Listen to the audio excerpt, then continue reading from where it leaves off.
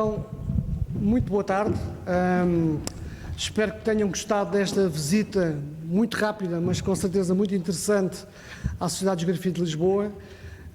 Esta sessão, no âmbito do curso dos africanos, é dedicada às fronteiras em África, que é uma problemática permanente, atual e extremamente importante para aquilo que é a geopolítica de África.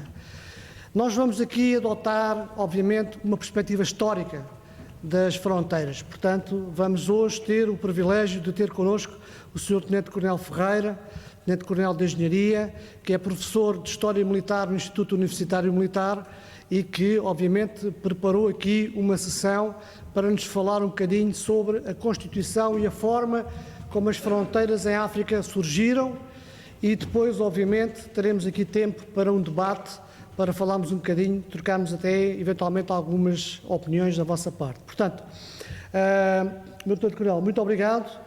Temos cerca de 30 minutos e depois teremos outros 30 minutos para debate, portanto, estejam à vontade. Nós estamos a gravar a sessão, esta sessão depois vai ficar disponível no YouTube, como todas as outras sessões do nosso curso de estudos africanos. Portanto, meu Tenente-Coronel, tem a palavra, muito obrigado. Obrigado.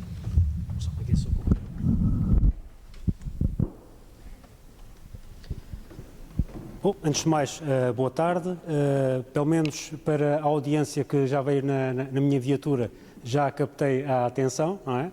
Tivemos logo ali um percalço, já tenho a vossa atenção. Gostaria de cumprimentar toda a audiência que está aqui presencial e, apesar de não termos conseguido fazer, digamos, a ligação em direto para todos os que nos acompanham por via telemática, para todos os efeitos de forma diferida, também estarão presentes e estão presentes connosco em espírito. E o que me traz aqui hoje é exatamente, de uma forma não muito pesada, tentar falar sob uma perspectiva histórica a forma como as fronteiras em África foram sendo formadas. E para tal, proponho a agenda que está aqui apresentada e que não se acinge a um estudo de caso específico e tenta falar de África como um todo, o que é, desde logo, um desafio, porque há várias Áfricas, ou seja, a África é um continente, como vocês devem ter acompanhado já ao longo deste curso, com idiosincrasias muito próprias e associadas também a cada parte, a cada área regional, ou seja, uma coisa é a África subsaariana, outra coisa é o norte de África. Mas vamos agarrar com força, digamos, este desafio. E assim, começando aqui pela introdução, penso que terá sido um tema abordado aqui e ali já neste curso, que efetivamente as atuais fronteiras em África, as fronteiras políticas, leia-se, não coincidem, digamos, nem com características físicas, hidrológicas, orográficas, nem também de identidade etnolinguística, ou seja, as fronteiras políticas atravessam diferentes identidades etnolinguísticas.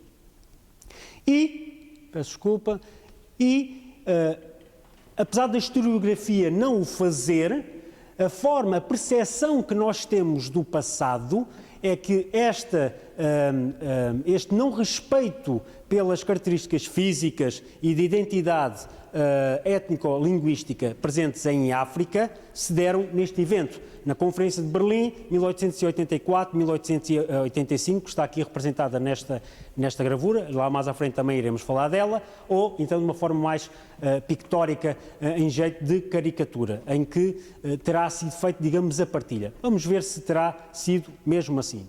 Agora, o que é um facto é que, para todos os efeitos, desde que as fronteiras em África, aliás, desde que a África foi controlada na sua maioria pelas potências europeias, até hoje as fronteiras são praticamente imutáveis, sem grande relação, digamos, com os processos de emancipação, de autodeterminação, de independência ou descolonização, se assim o quiserem, que se processaram em África. E assim vamos nos debruçar um pouco de como é que eram as fronteiras pré-Conferência de Berlim. Bom, efetivamente haviam fronteiras, porque existia e é inerente, digamos, à espécie humana, haver uma certa territorialidade. Aliás, viajantes do século XIX reportaram exatamente o que tem ali marcado, ou seja, em certos sítios havia exatamente até a cobrança de portagens, havia fronteiras físicas guardadas. Seria em todos os sítios? Não, é claro que não. Mas temos casos claros de existência de Estados, segundo aquele triângulo que todos nós conhecemos, de terreno, população e poder político. Exemplo, apesar de eu ter dado muitos exemplos ali do Golfo da Guiné, não se cinge, digamos, a esta região. O Emirado de Cano, o Império de Oio, ali naquela região da Nigéria, o Império de Ashanti, que também aborda ali o atual Ghana, também a região do Dahomey, mas podia dar aqui muitos mais exemplos. Até povos, digamos,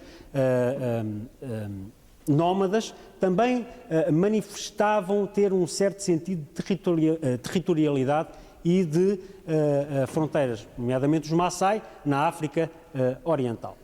Bom, ou seja, se existe um sentido de fronteira, existe uma população, já vamos ver o poder político, havia Estados. Poderia não ser exatamente na forma que era compreendida na Europa e até no Novo Mundo da altura, do século XIX, estou a remeter ao século XIX, século XVIII. Agora, haviam Estados multiétnicos, em que efetivamente o fator étnico não seria o estruturante da identidade do Estado, mas mais de como é que o poder era detido e era exercido.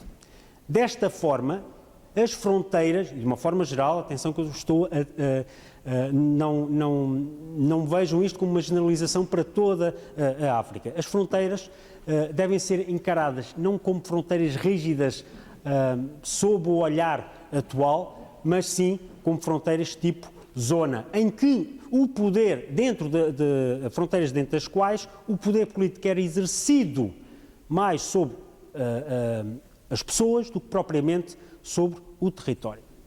E dei aqui um exemplo patente, digamos, na África Ocidental, na região das grandes savanas, em que existem grandes clareiras com diâmetros de bastantes quilómetros, ou seja, que pode agregar diversas aldeias, apesar de distantes entre si, em que existe um certo localismo do poder, ou seja, focado ali na aldeia, mas que as várias aldeias acabam por se interrelacionar no seio de uma confederação, por exemplo, tal e qual como se manifestava nesse sistema chamado Sistema Kafue, em que uma das aldeias, não seria o termo capital como nós usamos hoje, mas numa dessas aldeias era lá que estava sediado a sede do poder, o Fama, que seria elegido de acordo com os, digamos, as tradições locais. Ou seja, havia um Estado em que o poder exercido era mais forte à medida que nos aproximávamos do centro, ou seja, onde existia, digamos, o poder político ou este Fama, e que se ia degradando em termos de maior independência ou maior autonomia à medida que nos aproximávamos da periferia. Bom, europeus, a presença europeia, especialmente até através de portugueses, não é? Massificou-se ou potenciou-se a partir do século XV. E, a seguir aos portugueses, não fomos os únicos, digamos, que ocupámos parte de África, vieram outras potências colonizadoras europeias. No entanto, apesar da presença europeia se fazer sentir desde o século XV, teve quase 3 séculos em que esteve presa, digamos, às costas, porque também fazia parte, digamos, do seu propósito, ou seja, de utilizar como postos de comércio, de escravos, de outros bens materiais não humanos. E, efetivamente, no século XVIII havia uma certa litoralização desta ocupação europeia. E havia um certo desconhecimento do hinterland, do interior africano. E para demonstrar exatamente isto, Eu coloquei aqui o exemplo de um tratado anglo-português de 1817, que vem na senda do esforço britânico, digamos, de abolição do tráfico negreiro. E reparem que eu salientei ali a vermelho, que onde é que é identificada Cabinda, em 1817? Na costa oriental de África. E só foi corrigida em 1819, ou seja, havia um certo desconhecimento, mesmo não só do hinterland, mas até do litoral que seria ocupado por estas potências europeias. Potências europeias essas que estão ali, digamos, sinalizadas por aquelas bandeiras, a Grã-Bretanha, França, Portugal, Espanha. No entanto, verificamos no século XIX o surgimento de outros Estados que iriam surgir também como potências colonizadoras. A Bélgica, a Itália e a Alemanha. E este desconhecimento do continente africano acabou, apesar de não ter começado no século XVIII, no século XIX. No século XVIII já existem notícias de diversas expedições científicas e de exploração do interior africano, e todas estas potências colonizadoras tentaram embrenhar-se, digamos, no inter-africano exatamente para tomar conhecimento do que é que havia e de que oportunidades, digamos, oferecia. É nesta senda que acabam por surgir em diversos países, e aqui também em Portugal. Aliás, estamos exatamente na Sociedade de Geografia de Lisboa, fundada em 1875, fruto, digamos, dessa tendência de exploração científica. No Ministério da Marinha e do Ultramar, até no mesmo ano tinha sido criada a Comissão Central Permanente de Geografia, mas que acabaria, passado poucos anos, digamos, por se tornar quase inócua. E apesar da Sociedade de Geografia de Lisboa não ser, digamos, uma entidade estatal, era acarinhada pelo poder régio, nomeadamente Dom Luís, e acabou por impulsionar muitas destas expedições científicas à África. Bom, por um lado, temos aqui umas tendências a surgir. Temos potências colonizadoras já assediadas no litoral africano, temos novas potências europeias que pretendem se estabelecer também como potências colonizadoras. Temos pressões ou exigências derivadas da segunda Revolução Industrial e até de alguns processos recessivos da economia, apenas estou ali a referir uma, de 1873 a 1879, que levavam a uma procura de matérias-primas, de recursos, e acabaram por confluir, por se combinar em África, na chamada Corrida para a África, em inglês Scramble for Africa, em que não houve, digamos, uma invasão massiva destas potências colonizadoras, também não tinham recursos para tal, mas que fundamentalmente passavam por uma tentativa de aproximação, digamos, diplomática por parte dos poderes autóctonos, políticos, estatais, acordos bilaterais entre as potências europeias para evitar, digamos, o conflito e, se necessário, a utilização da ação militar exatamente para estabelecer o seu poder. Bom, e é assim que de uma África no início da década de 80 que estas potências se vão todas encontrar, e onde há diferentes interesses nasce, digamos, a possibilidade de conflitos e, eventualmente, que podem incorrer, digamos, na violência organizada. Bom, temos aqui apenas alguns exemplos, do norte da África até à África do Sul. Eu chamava a atenção é que grande parte destes choques de interesses aglomeram-se em duas regiões, na região do Níger e do Congo. E, relativamente aqui ao Congo, verificamos, por exemplo, alianças ou aproximação de posições, por exemplo, os britânicos e os portugueses, os britânicos até a defender os chamados direitos históricos dos portugueses, porque lhes servia que houvesse possessões portuguesas como um buffer, ou seja, como tampão, digamos, das reivindicações francesas, belgas e alemãs.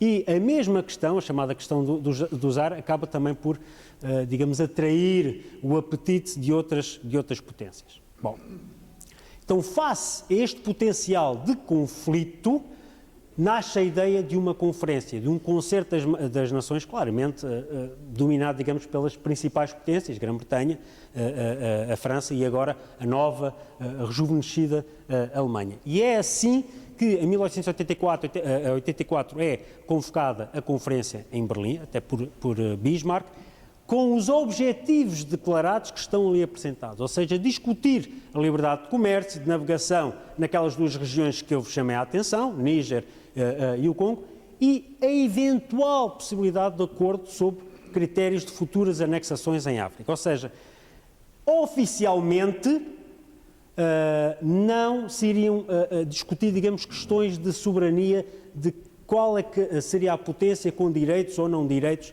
relativos a determinadas regiões. Bom, ou seja, Conferência de Berlim, como objetivo último, evitar a última ratio regum, ou seja, evitar o conflito armado, e para tal conseguido através de, primeira coisa, obrigação de notificação das potências que, digamos, atuavam junto das reivindicações de uma das potências, ou seja, claramente para tentar, pela via diplomática, não causar, digamos, um choque.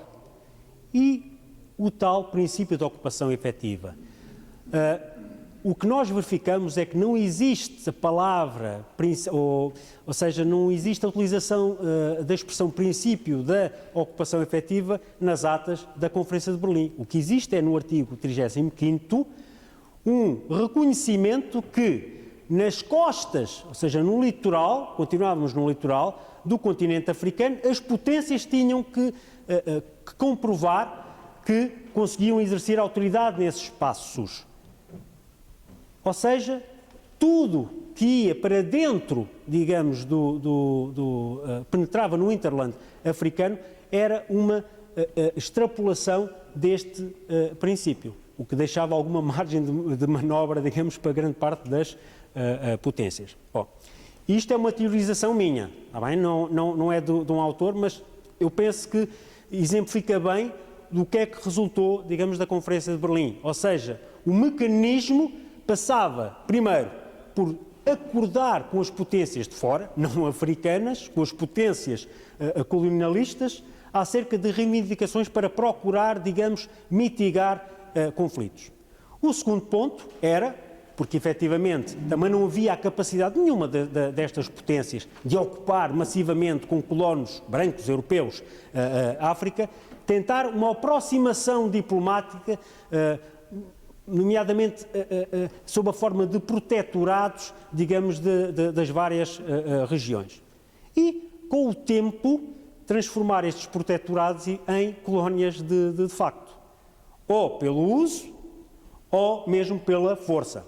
Bom, e temos aqui, cada um destes três pontos eu vou exemplificar, temos aqui, em termos dos acordos bilaterais, um apanhado dos principais tratados entre as diferentes potências colonizadoras, e chama a atenção, eu não sei se vocês viram ali na biblioteca, um grande mapa, o verdadeiro mapa, houve vários, efetivamente, foi também mudando os mapas cor-de-rosas, com as reivindicações portuguesas de unir o Oceano Atlântico com o Oceano Índico, e efetivamente Portugal, com base nesta reivindicação, foi, digamos, aproximando-se diplomaticamente da França e da Alemanha para obter o reconhecimento ou a aceitação, aliás, a aceitação ou a neutralidade dessas duas potências relativamente a esta reivindicação. E é verdade, de facto, a França e a Alemanha disseram que não tinham nada a obstar. Mas a Grã-Bretanha tinha, porque também chocava, digamos, com os seus interesses, e como é óbvio, isto não seguiu em frente. Tratados com chefias ou com o poder político local. estou a trazer meramente aqui um exemplo. Isto é um exemplo, o Tratado de Simulambuco com Cambida, que tornou, digamos, um protetorado, Cambida como um protetorado de Portugal, e eu, atenção que eu estou meramente a dar uma perspectiva histórica, eu não pretendo incorrer aqui em questões legislativas de direito internacional público, que eu sei que esta questão é polémica, está bem? Não pretendo isto. Mas podia dar aqui outros exemplos. O próprio Gungunhana, não sei se temos aqui alguém de Moçambique, o Gungunhana, ele próprio era acusado, digamos, pelas autoridades britânicas e pelas autoridades portuguesas em termos de tratados, está bem? E, finalmente, ou se transformava, desculpem a palavra, a bem, ou se passava, passado uns tempos, digamos, a mal, com a imposição de soberania. Tanto que em Portugal nós conhecemos este episódio como as campanhas de pacificação, ou seja, porque nós, Portugal, reconhecíamos que aquelas terras eram por direito portuguesas e, por conseguinte, os povos que ali estavam tinham que aceitar, digamos, esta soberania, porque foi acordado com aquele mecanismo e então tinham que ser pacificadas, está bem? É uma questão histórica, não é, digamos, um juízo de valor. E é assim que de 10% do território da área africana que estava controlada por potências europeias em 1870, por volta no início da Primeira Guerra Mundial, da Grande Guerra, 90% da área do território africano está totalmente controlado por potências europeias. Bom, e citando aqui Lord Salisbury, ministro britânico, efetivamente foi assim que foram traçadas as fronteiras, digamos, em África. No entanto, sabemos que após a Segunda Guerra Mundial acelerou o processo de emancipação, de que a Organização das Nações Unidas também não foi estranha, e outros eventos, como a Conferência de Bandung, acelerou, digamos, os processos de autodeterminação na Ásia, mas também em África. Agora, a questão era que fronteiras? As fronteiras que já estão, ou então vamos ajustar as fronteiras dos novos Estados africanos às realidades? Bom, e surgiram aqui três perspectivas. Uma perspectiva nacionalista que claramente pretendia, digamos, misturar ou reconfigurar as fronteiras políticas da África conforme a identidade etnolinguística que se restava por toda a África. Federalista, que pretendia não perder, digamos, as vantagens de não desagregação dos grandes espaços. Por exemplo, ali a Federação da África Ocidental Francesa, da África Equatorial Francesa, ou seja, tentar que aquelas ex-colónias francesas permanecessem ligadas e não divididas em pequenos estados, ou então tentativas a posteriori, por exemplo, da Federação da Rodésia e da Nyasalandia, que congregava a Rodésia do Norte, a Rodésia do Sul e o Nyasalandia, mas foi efêmero que acabou, digamos, por desagregar em três países. Vocês já não Rodésia, não é? Com outros nomes: Zâmbia, a Rodésia do Norte, a Rodésia do Sul, o Zimbábue, e a Nyasalandia, o atual Malawi. E uma terceira perspectiva que podemos chamar de pan-africanista, ou seja, que olhava a África como uma Commonwealth africana. E esta questão de que fronteiras dar à nova África estiveram, digamos, em cima da mesa a quando da criação da Organização da Unidade Africana. E verificou-se que, efetivamente, por alguns representantes, como é óbvio, que a revisão de fronteiras poderiam abrir uma caixa de Pandora. E, no ano seguinte, em 1964, e utilizando o princípio legal do uti possidetis iuris, que tinha regulado, digamos, o processo de independência ou autodeterminação da América do Sul no século anterior, no século XIX, considerou-se que as fronteiras deveriam ser aquelas à data da independência, da libertação. Bom, e foi assim que surgiram as atuais fronteiras. Mas houve, efetivamente, algumas alterações a estas fronteiras, não é? Ou seja, temos aqui a Namíbia, o antigo sudoeste africano, a Eritreia, que se divide, digamos, da Etiópia, e mais recentemente, digamos, que o Sudão do Sul, digamos, a separar-se do Sudão. Mas, de uma forma geral, efetivamente, as fronteiras permaneceram muito semelhantes ao que eram. E assim, em jeito de conclusão, e porque esta preleção já vai avançada, verificámos que, efetivamente, antes da Conferência de Berlim, os Estados, não um Estado moderno, como nós o conhecemos, os Estados africanos tinham esse conceito, integravam a multi-etnicidade. Foi mantida a multi-etnicidade após a Conferência de Berlim, mas porque houve, digamos, o combinar dos interesses das diferentes potências estrangeiras que assim o determinaram e, efetivamente, de uma forma geral, não estou a falar aqui localmente, há, digamos, uma tendência para haver mais golpes e guerras civis do que propriamente disputas de fronteiras. Mas há casos ligados, digamos, a estas diferenças, a esta identidade etnolinguística, e até recentemente, 2020, e se calhar vocês até discutiram isso, no Guiana Ocidental, a questão da Tocolândia, e que até, digamos, houve uma declaração exatamente em defender, desculpem a expressão, o princípio sacrossanto, digamos, de manutenção das fronteiras. Ou seja,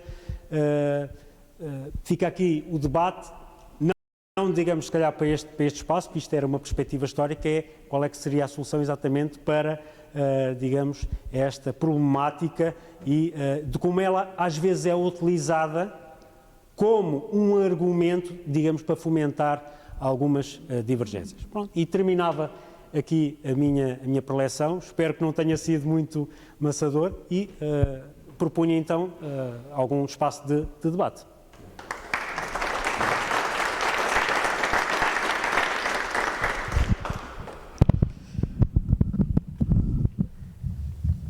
Ora, Dr. Pedro, muito obrigado por esta excelente palestra. Falámos das fronteiras da África em 30 minutos, é realmente um desafio. Deu-nos uma abordagem essencialmente histórica, mas depois também estão aqui aflorados alguns dos problemas que têm respeito e que dizem respeito à questão das fronteiras atualmente no continente africano. Portanto, temos aqui tempo de perguntas, debate, comentários, e portanto eu passava para a audiência, quem queria intervir, Dr. Helder Cafala, tem a palavra, por favor. Consegue-se ouvir o som ou passamos o microfone? É melhor, se calhar... Quem quiser intervir, pede o microfone para só ouvir bem a voz. Ok, boa tarde. Primeiro, agradecer a forma como apresentou o tema. Deu para ver o cuidado que teve em abordar um assunto muito complexo. Separar aquilo que é a perspectiva política do dilema das fronteiras da África com a perspectiva histórica. E ainda trouxe também a sua visão, que não alencou, ou seja, não ligou em nenhum autor, mas sua visão. E com certeza, das últimas vezes, dos últimos temas que eu tenho acompanhado sobre os conflitos, o dilema das fronteiras em África, este com certeza foi dos temas que eu mais ouvi com mais cuidado que foi tratado. Então, sou angolano e interessa-me aqui algumas questões que foram levantadas e na perspectiva que trouxe histórica, que se aflorasse um bocadinho mais sobre a perspectiva do acordo entre Portugal e França com relação a Cabinda. O acordo é um termo de experiência que eu não sei. O acordo de Sinambuco, é este mesmo. Para explicar um bocadinho, porque esta ideia de Cabinda tem sido tratada muito no fórum político. E eu acredito que chegou a altura de, antes de irmos para a perspectiva política, trabalharmos no fórum histórico. Trabalhar com as fronteiras que foram definidas, bem ou mal, né, respeitando ou não as fronteiras culturais, mas é o que nós temos como ponto de partida, por um lado. Por outro lado, que era importante estar à mesa os intervenientes na altura deste acordo dá-me a impressão que Portugal e França põem-se de lado diante de um conflito que passou de histórico para político. Okay? Que a perspectiva histórica faria toda a diferença, não é, na resolução deste mesmo problema. Então gostaria, não nesse aspecto dos acordos políticos, não, eu quero mais ou menos da ideia de quais são os pontos que foram tratados nesse acordo entre França e Portugal, que hoje Angola continua a respeitar as fronteiras conforme elas estão, mesmo também sentido lesado na perspectiva histórica, porque o Reino do Congo, a capital está em Angola, mas na perspectiva histórica, não é que eu estou a pedir, não política, mas histórica. Obrigado.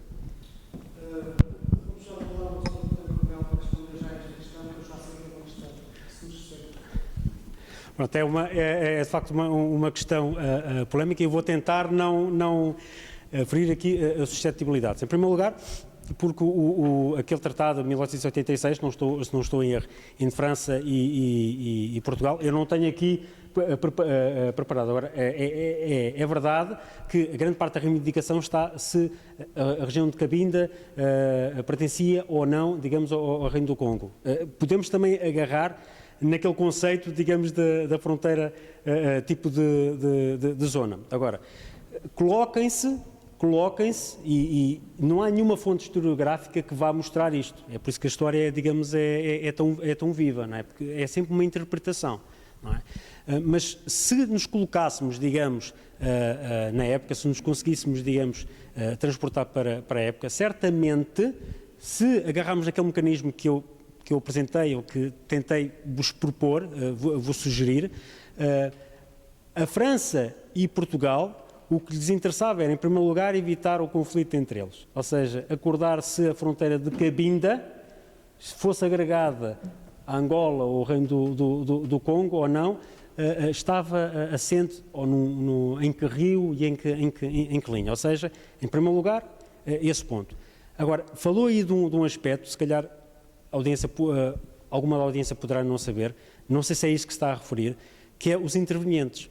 Porque um dos aspectos que às vezes vem ao de cima é se o acordo que foi tratado, digamos, com as autoridades locais de Cabinda, efetivamente poderiam ser legítimas, porque elas foram tratadas por um major português, que na altura, digamos, era, digamos, o longo braço da monarquia portuguesa, mas que efetivamente não estava encartado diretamente, ou seja, não era um ministro plenipotenciário, digamos, não sei se era isso que estava a referir. Também é um tema que muitas vezes vem ao de cima. Para Portugal, não é? Para Portugal, o que interessava era que havia um território de Cabinda, digamos, que inicialmente começou a ser protetorado e quando, digamos, entramos no Estado Novo, na Constituição de 1933, aparece já como parte integral do território nacional, que faz parte, digamos, daquele mecanismo, ou seja, mais cedo ou mais tarde, os protetorados tornavam-se uma colónia. E eu não querendo, porque não tenho as fontes que me permitam sustentar totalmente isto, jogava mais do lado, digamos, da potência imperialista, neste caso Portugal, não é? A ver estas divergências, efetivamente, não é? Isto mesmo até durante o Estado Novo. Quem é que efetivamente, é a velha máxima de dividir para reinar, quem é que efetivamente pertencia a Cabinda ou não? Tanto mais que para Cabinda seria autónomo porque era um protetorado, se foi tratado, digamos, um acordo com Portugal diretamente, nunca poderia ser, digamos, pertencente a Angola, mas efetivamente durante o Estado Novo, em termos administrativos, acabava, digamos, por todos os assuntos de Cabinda passar pelo Governador-Geral de Angola. Eu, sem querendo entrar em feridas abertas, eu ficava por assim, não sei se... Já agora, se me permitem só acrescentar duas... Só para aqui, que é para ficar. Já agora, se me permitem acrescentar só duas coisas. Primeiro é o seguinte, teve uma comitiva de Angola aqui na Sociedade de Geografia há cerca de 3 meses para fazer o levantamento da fronteira norte de Angola. Porque a fronteira norte de Angola está assente no rio e as fronteiras no rio são sempre voláteis, como imaginam. Portanto, a própria fronteira norte de Angola está neste momento a ser redesenhada ou redefinida, fruto das movimentações e tendo por base, obviamente, mapas que hoje já tiveram a oportunidade de ver.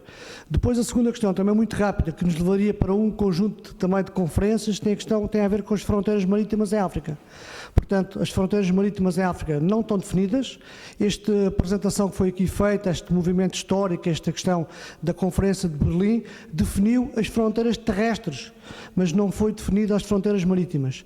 E, portanto, esse é um assunto que não foi ainda debatido em África e que, precisamente nesta região, é também e será também no futuro alvo de interesse não só de Angola, mas do conjunto de países que têm interesse na região. Colocava agora a palavra para mais uma pergunta ou duas.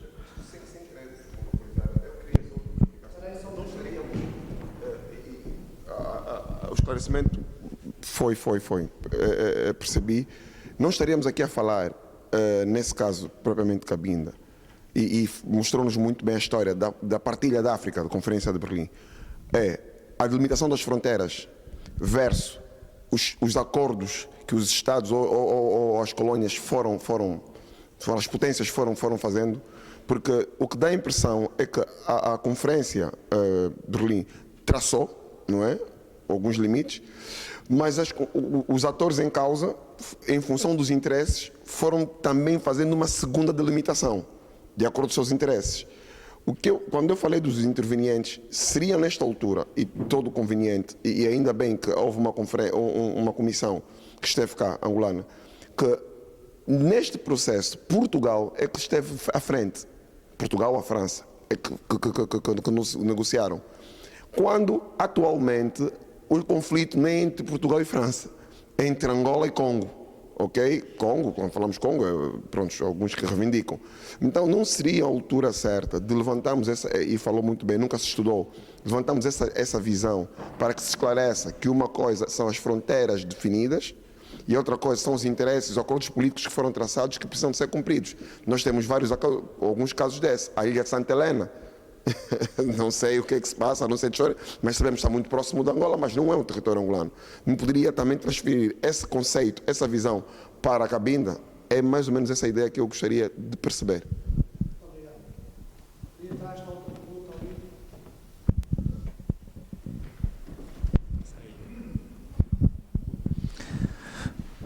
Muito boa tarde. Agradeço muito pela brilhante exposição.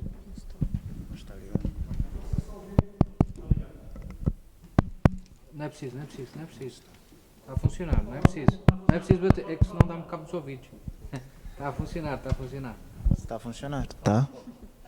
Tá, pode falar.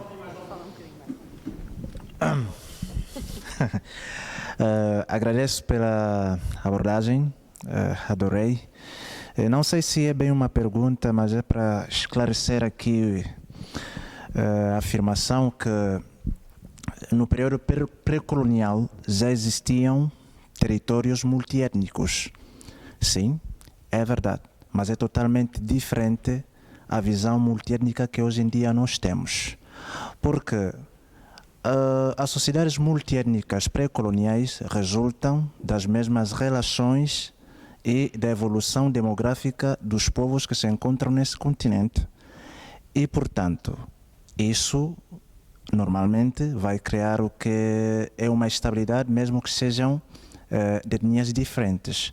Agora, o que hoje em dia nós temos é que a relação multiétnica que nós temos hoje em dia em vários estados africanos não resulta desse,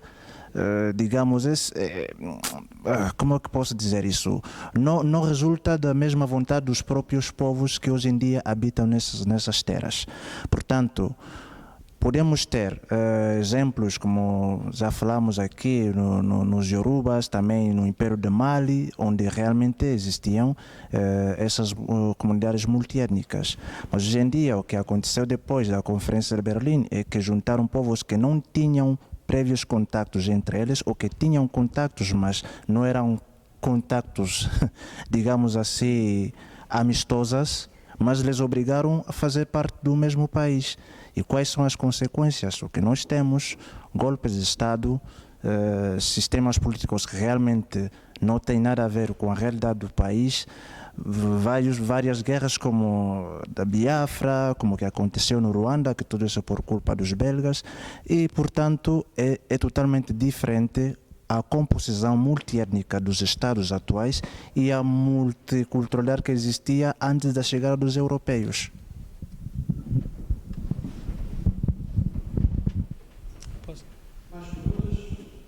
Posso responder muito rápido? Eu só queria dar aqui sim, claro. Eu tive 8 meses com a Aldi a trabalhar no quadro da União Europeia e realmente senti essa questão que está a falar, ou seja, havia uma zona norte designada por Azawad que não tinha nada a ver com a região sul do país e, portanto, isso realmente resultou da Conferência de Berlim. Juntaram nesse espaço enorme povos que não tinham eticamente nada a ver uns com os outros e, portanto, isso obviamente está identificado como uma das causas do conflito e, portanto, concordo inteiramente com aquilo que está a dizer e, portanto, é só acrescentar essa experiência. Muito obrigado. Eu ia só complementar, porque isto é sempre o risco quando em 30 minutos nós tentamos sempre apresentar. É claro que isso é verdade. Do ponto de vista histórico, é claro que é verdade. São sistemas políticos completamente distintos e, digamos, a própria forma como aquelas... Eu apresentei só um sistema, o sistema CAFU, mas em que as aldeias ou as subunidades políticas interagiam era completamente diferente do atual. Eu gostava era só de introduzir, eu concordo totalmente, é verdade, sim, isso não há dúvida, que eu só queria lançar aqui, digamos, a ideia, não é, digamos, o facto não é fazer a apologia da Conferência de Berlim. Pronto, a Conferência de Berlim não delimitou ou não dividiu a África, criou critérios e depois foram as potências colonialistas, com os seus interesses, como é óbvio, que acabaram por remisturar as fronteiras, isso não há dúvida. No entanto, e não falámos aqui, é a questão de como a transição para a independência, não é? E nós temos diferentes realidades, por exemplo, as potências, a potência britânica e francesa, aliás, os britânicos utilizaram o indirect rule, os franceses, consoante disseram a África subsaariana ou Norte de África, tiveram uma penetração completamente diferente em termos políticos. E a forma de transição mais traumática ou menos traumática também terá a influência. Mas é verdade, sim, houve uma remistura em que não houve, digamos, um equilíbrio entre as várias identidades etnolinguísticas. Nós aqui não queremos fazer, digamos, a apologia que a Conferência de Berlim simplesmente fez o que do antecedente não vinha. Tanto que as dimensões dos Estados eram completamente distintas, mas concordamos totalmente consigo. Apenas tentamos mostrar que, efetivamente, acontecia isto, o que eu quis vincar é que a África não era res nullis, porque o princípio que regeu, digamos, as potências europeias, eu sei que posso não ter reforçado isso, era que a África não tinha dono, não é? E o que eu queria mostrar é que fosse um Estado multiétnico, fosse diferente do que se verificava no Novo Mundo ou na Europa, havia ali um poder político, havia um Estado. Pode não ser um Estado igual às monarquias europeias, mas que havia um Estado e que a África não era res nullis. Era essa a ideia que eu queria passar, mas claro concordo consigo. Tínhamos era que integrar ainda mais aqui na equação a questão de como é que houve, digamos, a transição. Houve casos de mais sucesso e outros casos de mais fracasso, digamos, está bem? Ou mais dificuldades, está bem? Obrigado. Fazer uma pergunta, procurando ser simples, mas pode ser um bocadinho complexa a forma de perguntar a um historiador, para ir à componente política da coisa. Porque é que se anda sempre a falar nesta questão de Conferência de Berlim, o desenho das fronteiras da África, quando a própria Europa já teve várias alterações de fronteiras e tudo passa despercebido? Será porque continuamos sempre, mesmo estando num curso destes, a ter este chapéu de tutela sobre a África? Bom, não sei. Ora bem, eu vou salvar aqui. O primeiro comentário é o seguinte: este curso tem, como sabem, um conjunto de matérias. E a matéria que foi definida para as fronteiras foi estudá-la sob a perspectiva histórica. Portanto, trouxemos aqui uma perspectiva histórica. Obviamente, poderíamos abrir outra sessão para estudar sobre a parte geopolítica das fronteiras. E nessa questão, nós não temos problemas em falar sobre isto. A primeira pergunta que se pode fazer e que se deverá fazer é porquê que, quando a OUA passou pela União Africana, não foi estudado e aprofundado a questão das fronteiras? Porquê que só foi aqueles 3 casos, e todos eles resultaram de conflitos e ainda são de regiões que estão em conflito? Porquê que a opção passou por manter as fronteiras e não fazer uma alteração das múltiplas diferenças que havia, étnicas, linguísticas, económicas? Porque, obviamente, há muitas respostas e com certeza cada uma delas terá o seu ponto de verdade. Eu penso que esta questão é uma questão que precisaria de muito mais debate e muito mais racionalidade para se fazer. Portanto, não é um problema político do momento, não é apenas um problema histórico, como foi também dito aqui, e também não é um problema de fácil resolução.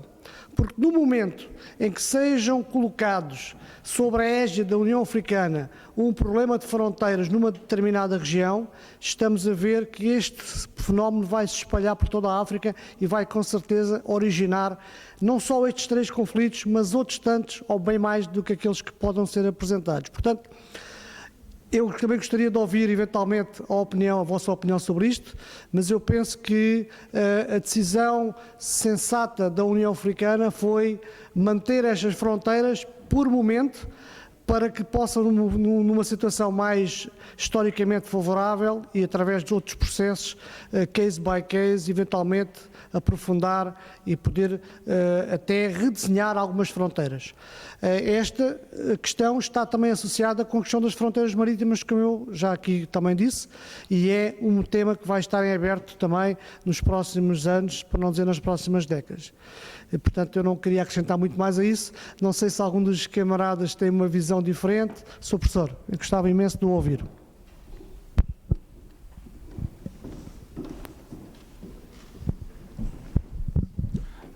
Muito boa tarde. É o seguinte, eu só queria fazer aqui algumas sugestões, observações no fundo.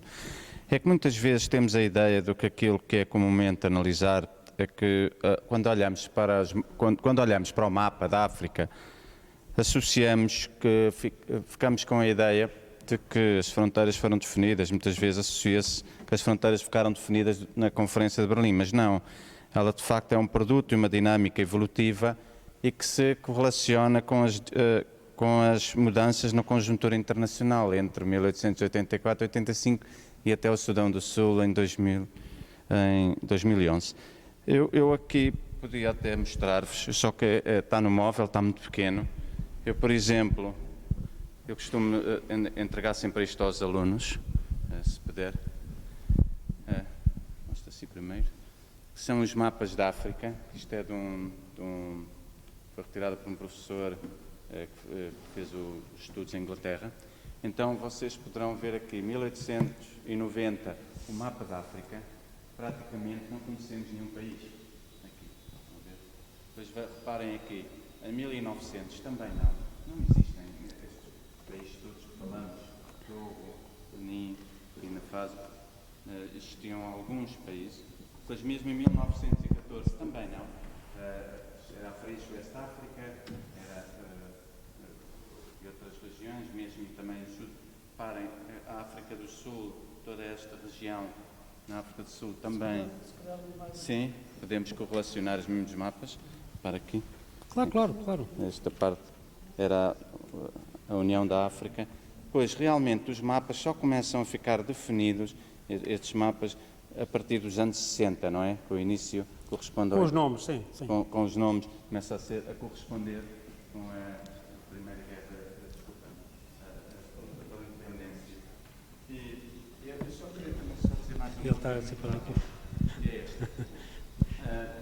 Agora chegar aqui para o microfone. Não é preciso. É só para... Eu até posso partilhar estes mapas porque são bastante úteis e ilustrativos. Sim, se bem que este é ano a ano. Ou seja, 1910, 1930, 1900... Sim. Então, depois só queria acrescentar aqui um ponto. Durante o período da formação da OUA, há três grupos que procuram discutir, mas estes grupos não são formados nesse período.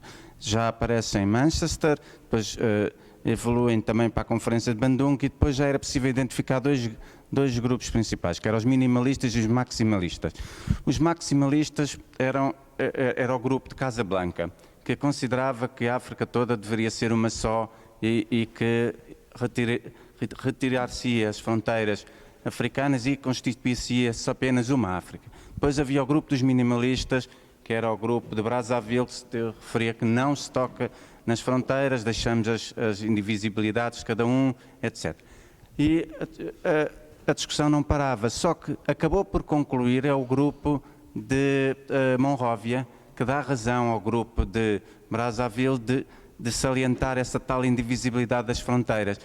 E por isso, esta dinâmica ainda irá continuar, porque sempre vamos vendo focos de tensão, e isto é um produto que irá manter-se, ou seja, não é algo que seja permanente, é algo que faz sempre a mudança. Mesmo também na Europa, há um livro que eu considero excelente, que é Atlas das Nações sem Estado na Europa. Se abrirmos, por exemplo, em cada lugar, por exemplo, França, vemos ali muitas regiões e sub-regiões que têm o seu hino, a sua bandeira, os seus feriados, os seus costumes, as suas tradições, os seus hábitos, formas de estar, sentir, ou seja, as particularidades de cada região. Era só isto que eu queria. Era, no fundo, um complemento, uma conversa. Obrigado.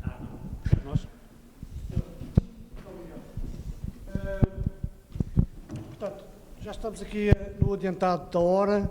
Não sei se alguém ainda quer acrescentar. Senão eu iria concluir. Nós vamos ter esta sessão gravada no YouTube, que está disponível, e que pediria ao professor que pudesse nos ceder essa informação. Nós iríamos partilhar com o curso com muito gosto. Portanto, obviamente é um tema que há muitas abordagens, há muitas formas de ver. Nós escolhemos hoje uma perspectiva histórica. Estamos aqui na Sociedade de Geografia também por esse efeito. Portanto, esperemos que tenha sido agradável, que tenha sido aqui útil também para a vossa aprendizagem no campo dos estudos africanos e, obviamente, mais uma vez, meu Tenente Coronel, muito obrigado por esta excelente apresentação, esta excelente aula de História, e eu pediria uma salva de palmas aqui ao nosso conferencista.